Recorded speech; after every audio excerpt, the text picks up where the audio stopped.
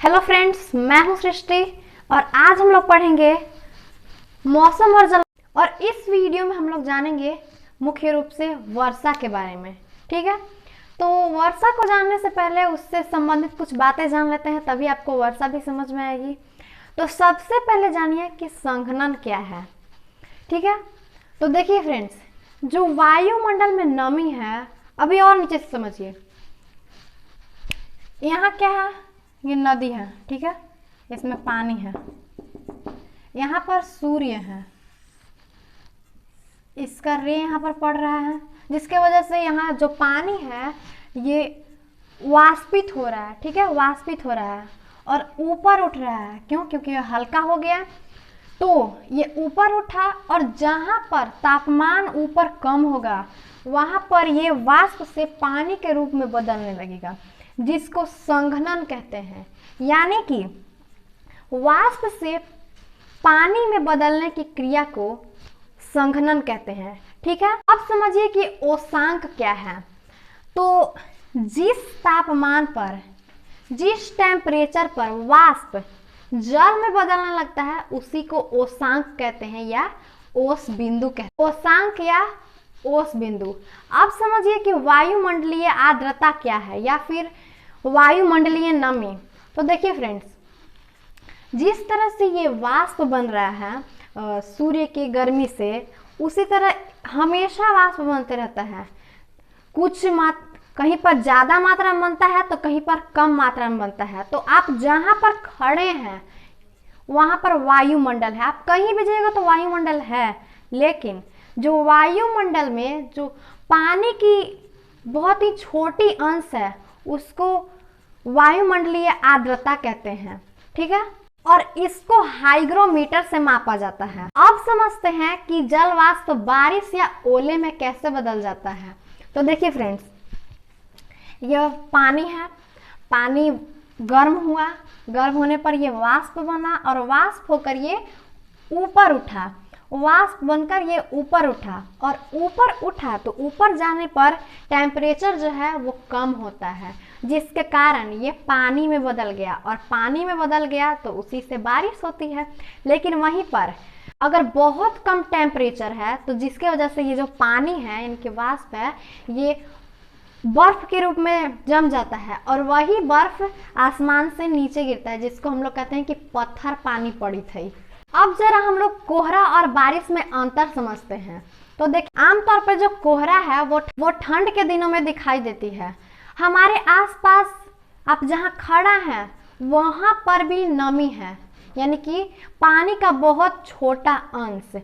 और ठंड के दिनों में होता क्या है, टेम्परेचर जो है वो कम हो जाता है और टेम्परेचर कम होगा, इसके वजह से जो वाष्प है वो पानी के रूप में बदल जाता है और कहते हैं ना कि बहुत आज कुहा है। ठीक है, तो उसी को कहते हैं कि कोहरा।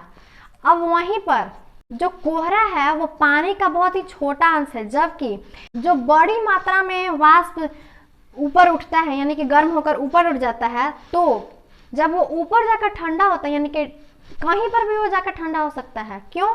क्योंकि उसको टेम्परेचर कम मिलेगा, जिसकी वजह से वो पानी में बदलने लगेगा और वही बारिश के रूप में बरसता है। अब जरा एक रोचक बात जानते हैं कि आखिर पानी की जो बूंदें हैं, बारिश की जो बूंदें हैं, वो गोल क्यों होती हैं। तो देखिए, हालांकि जब शुरू में बारिश होती है तो इसका आकार कुछ इस प्रकार होता है। ठीक है, लेकिन वहीं पर जब ये धीरे धीरे नीचे आती है तो ये गोल हो जाती है। आप कहिएगा कि क्यों? तो ये होता है पृष्ठ तनाव के कारण। अब पृष्ठ तनाव क्या है? तो देखिए, जो इसका अणु है, ठीक है, ये एक दूसरे को पास पास खींच रहे हैं। ये इसको खींच रहा है, ये इसको खींच रहा है, ये दोनों एक दूसरे को खींच रहे हैं, जिसके वजह से ये लमढेंग की जगह गोल हो जाता है। ठीक है, तो आपको समझ में आ गया होगा कि किस तरह से पानी का बूंद गोल होता है। अब जानते हैं कि पृथ्वी पर सबसे बड़ा जल का स्रोत क्या है।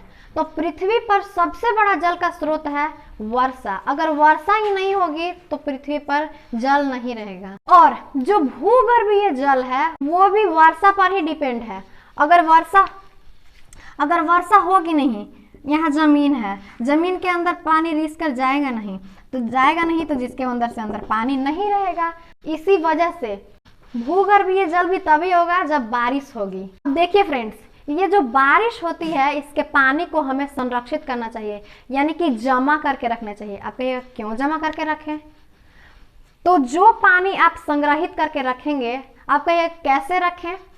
तो कोई बड़ा सा गड्ढा खोद दीजिए और उसमें मतलब प्लास्टिक बिछा दीजिए जिससे कि वो बहुत ज़्यादा गंदा नहीं हो, और जो बारिश होगी उसका पानी उस गड्ढे में जमा हो जाएगा और उससे आप अपनी खेतों की सिंचाई कर सकते हो, भैंस को नहला सकते हो, गाय धो सकते हो और आदि जैसे काम आप कर सकते हो। तब कहिएगा कि चापाकल में पानी नहीं है, बोरिंग नहीं है, तो है लेकिन भू से निकल रहा है, भू के अंदर से, जमीन के अंदर से निकल रहा है, और वहीं पर ये पानी अगर आप यूज करते हैं तो भू के अंदर जो पानी है उसकी बचत होगी।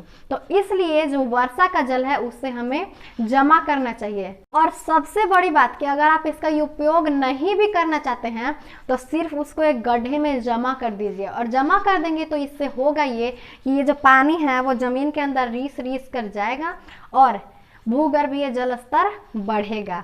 लेकिन याद रखिएगा कि घर के पास गड्ढा नहीं खोदिएगा, वरना उस पानी में मच्छर अंडे दे देंगे और जिसके वजह से आपको डेंगू मलेरिया हो जाएगा। चलिए अब कुछ और नई बातें जानते हैं और महत्वपूर्ण बातें। अब हम लोग जानेंगे कि वर्षा कितना प्रकार के होता है। ऐसा तो कहते हैं कि पानी परित है, लेकिन जो वर्षा भी है उसके कई प्रकार होते हैं। वर्षा 3 प्रकार के होते हैं। फर्स्ट, संवहनीय वर्षा। आप कहिएगा कि ये क्या बला है? तो देखिए फ्रेंड्स, यहाँ पर है पृथ्वी और यहाँ पर है विषुवत रेखा, यहाँ पर है मकर रेखा और यहाँ पर है कर्क रेखा। और जो संवहनीय वर्षा होती है वो इसी एरिया में होती है। आप कहिएगा कि क्यों? तो देखिए यहाँ पर आप तो जानते ही होंगे कि सूर्य की किरणें एकदम सीधी पड़ती हैं, और सीधी पड़ने के कारण यहाँ जल वाष्प बनता है, और जल वाष्प जब बनता है तो ये ऊपर जाता है क्योंकि ये हल्का हो गया और ऊपर गया, और वहाँ पर तो टेम्परेचर कम होता है, तो टेम्परेचर कम होने के कारण फिर से ये यहीं पर बरस जाता है, मतलब कि यहाँ पर वाष्पित हुआ तो यहीं पर ही वर्षा होगी। और एक और रोचक बात कि ये जो बारिश होती है वो दोपहर के बाद होती है। आप कहिएगा कि क्यों? तो देखिए, दोपहर तक तो सूरज भगवान मुंह खोलकर एकदम लाइट देते रहते हैं, लेकिन दोपहर के बाद जो धूप है वो थोड़ा कम हो जाता है, जिसके वजह से वाष्पन की क्रिया जो है वो लगभग कम हो जाती है, और कम हो जाने के कारण ऊपर गया और ठंडा होकर फिर दोपहर के बाद बारिश हो जाती है। अब दूसरा है पर्वतीय वर्षा।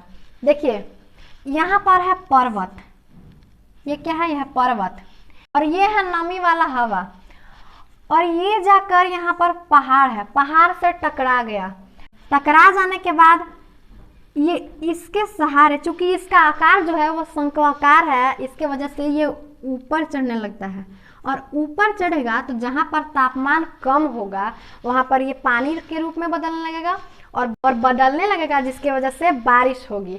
तो ये जो बारिश होगी इसको कहते हैं पर्वतीय वर्षा। अब है तीसरा, चक्रवातीय वर्षा।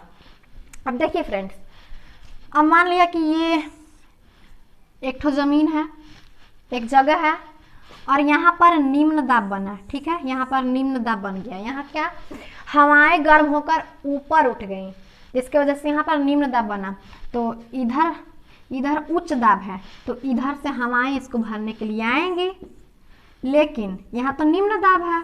क्यों? क्योंकि यहाँ सूर्य का प्रकाश पड़ रहा है, जिसके वजह से यहाँ पर जो हवा है वो गर्म होकर ऊपर उठ जा रहा है, और ये जो हवाएं यहाँ पर आई ये भी गर्म होकर ऊपर उठ जाएंगी, और इस वर्षा को चक्रवातीय वर्षा कहते हैं। तो ये देखिए फ्रेंड्स, ये हमारा वीडियो कंप्लीट हो चुका है। हमने वर्षा को जान लिया है और इससे संबंधित कुछ महत्वपूर्ण बातें। तो फिर मिलेंगे हम लोग नेक्स्ट वीडियो में, तब तक के लिए जय हिंद।